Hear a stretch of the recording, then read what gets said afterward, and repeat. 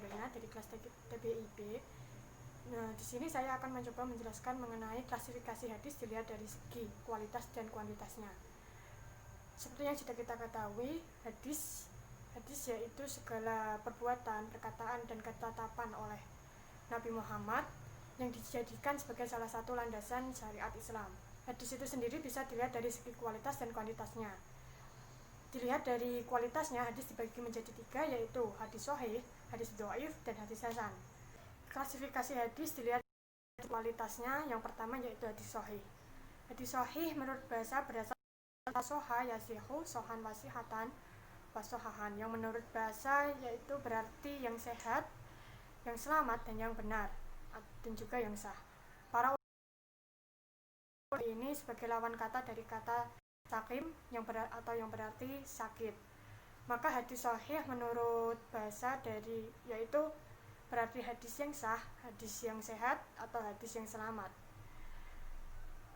Sedangkan pengertian hadis secara istilah didefinisikan oleh Ibnu As-Salah, yaitu hadis yang disandarkan kepada Nabi, yang sanadnya bersambung, diriwayatkan oleh perawi yang adil dan dzabit sehingga sampai akhir sanad, tidak ada kejanggalan dan tidak berilat. Hadis ini mempunyai syarat-syarat yang apabila tidak ada salah satu syarat itu tidak bisa disebut sebagai hadis sahih. Syarat yang pertama yaitu sanadnya bersambung. Yang dimaksud bersambung di sini yaitu tiap-tiap periwayatan dalam sanad hadis menerima periwayatan hadis dari periwayat terdekat sebelumnya. Keadaan ini berlangsung demikian sampai akhir sanad dari hadis tersebut. Kemudian syarat yang kedua yaitu periwayatan bersifat adil. Adil di sini yaitu periwayat seorang muslim yang baligh, berakal sehat, selalu memelihara perbuatan taat dan menjauhkan diri. Kemudian syarat yang ketiga yaitu periwayatan bersifat dzabit. Dzabit adalah orang yang kuat hafalannya tentang apa yang telah didengarnya dan mampu menyampaikan hafalannya kapan saja ia menghendakinya. Kemudian syarat yang keempat yaitu tidak janggal atau syadz. Di sini dimaksud yaitu hadis yang tidak bertentangan dengan hadis lain yang sudah diketahui tinggi kualitas kesahihannya. Kemudian syarat yang terakhir yaitu terhindar dari cacat atau ilat.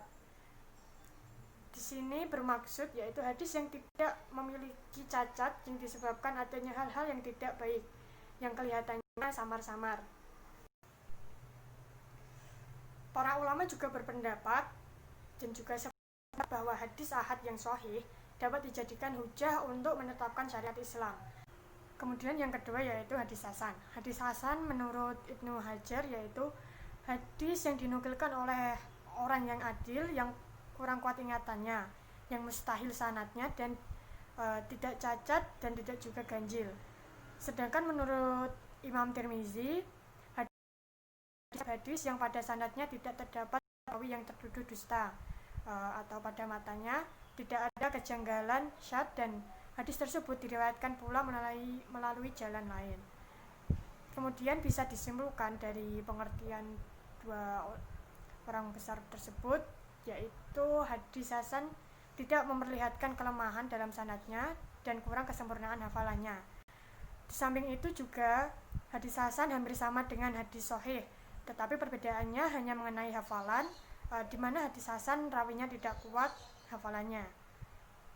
Kemudian syarat-syarat dari hadis hasan yaitu yang pertama para perawinya yang adil, kemudian kedzabitannya perawinya di bawah perawi hadis sahih. Kemudian syarat yang ketiga yaitu sanad-sanadnya bersambung. Kemudian yang kelima yaitu yang keempat yaitu tidak terdapat kejanggalan atau syadz, dan yang terakhir yaitu tidak mengandung ilat. Sedangkan kehujahan dari hadis hasan ini sama seperti kehujahan dari hadis sahih. Menurut para ulama ahli hadis bahwa hadis hasan, baik hasan li dzatihi maupun hadis hasan li ghairihi, juga dapat dijadikan hujah untuk menetapkan suatu hukum dan juga harus diamalkan. Kemudian contoh terakhir dari hadis yang dilihat dari segi kualitasnya yaitu hadis dhaif. Kata dhaif menurut bahasa ini berarti lemah sebagai lawan kata dari qawi yang berarti kuat.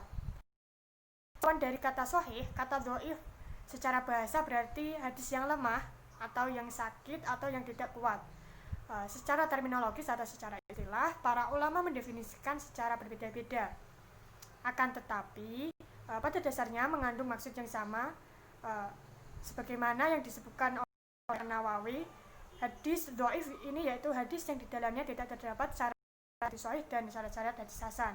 Kemudian untuk kehujahan dari hadis dhaif ini, para ulama sepakat melarang untuk meriwayatkan hadis dhaif yang bukan hadis maudhu. Hadis dhaif yang bukan hadis maudhu ini diperselisihkan tentang boleh atau tidaknya diriwayatkan berhujah.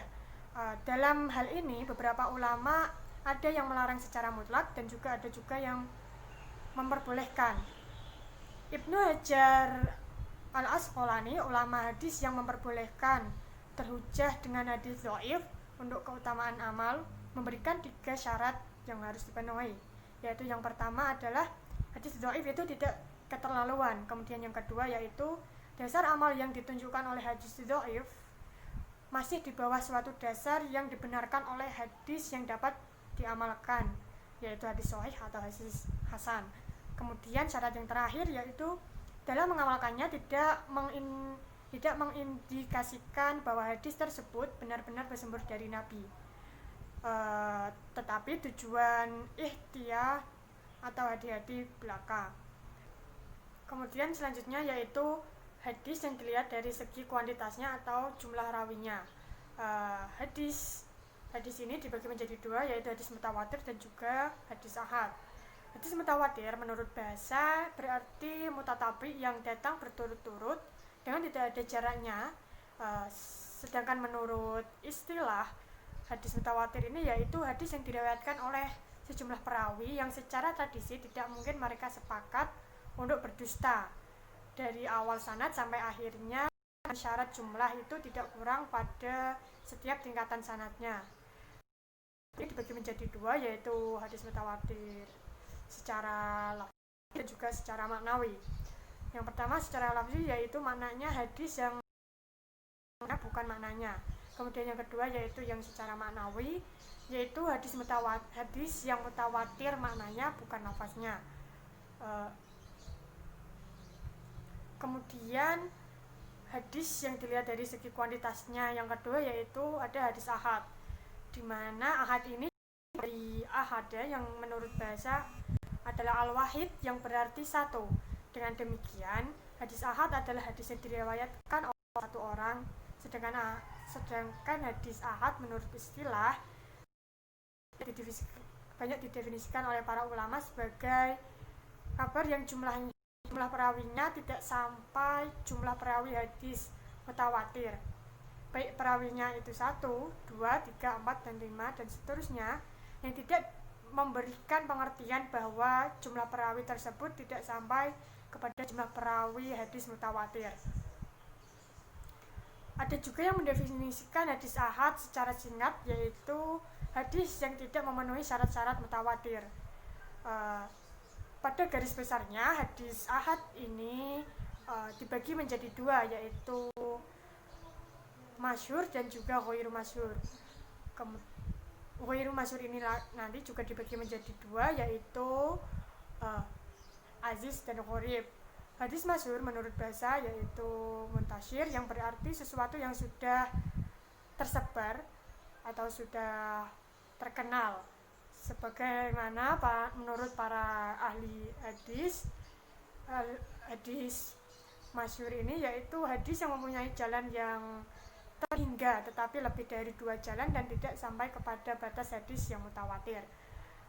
Hadis ini dinamakan masyhur karena popularitasnya di masyarakat walaupun tidak mempunyai sanad sama sekali, baik berstatus sahih atau dhaif. Sedangkan hadis ghairu masyhur, orang ulama ahli hadis digolongkan menjadi 2, yaitu yang pertama hadis aziz.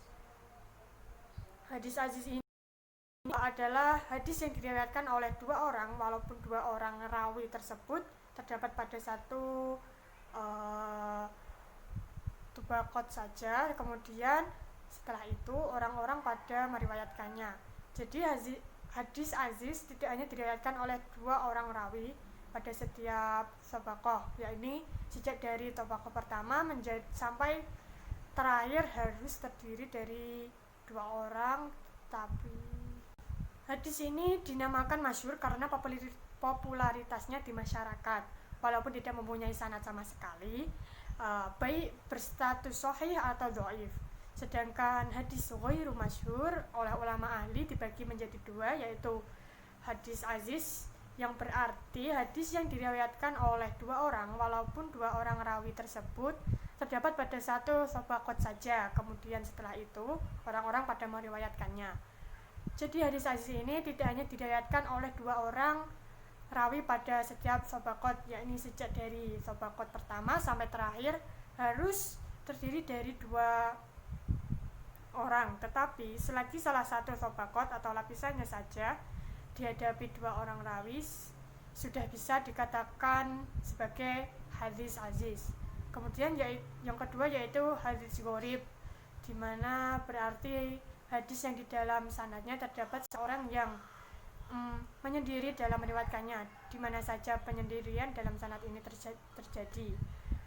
Hadis gharib terbagi menjadi 2, yaitu gharib mutlaq atau fard dan gharib nisbi. Gharib mutlaq yakni gharib yang penyendirian rawi dalam meriwayatkan hadis ini mengenai personalnya dan harus berpangkal di tempat siklus sanad, yaitu tabi'i, bukan sahabat tabi'in.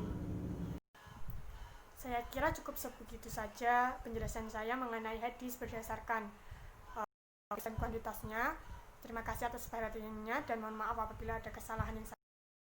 Akhir kata, wassalamualaikum warahmatullahi wabarakatuh.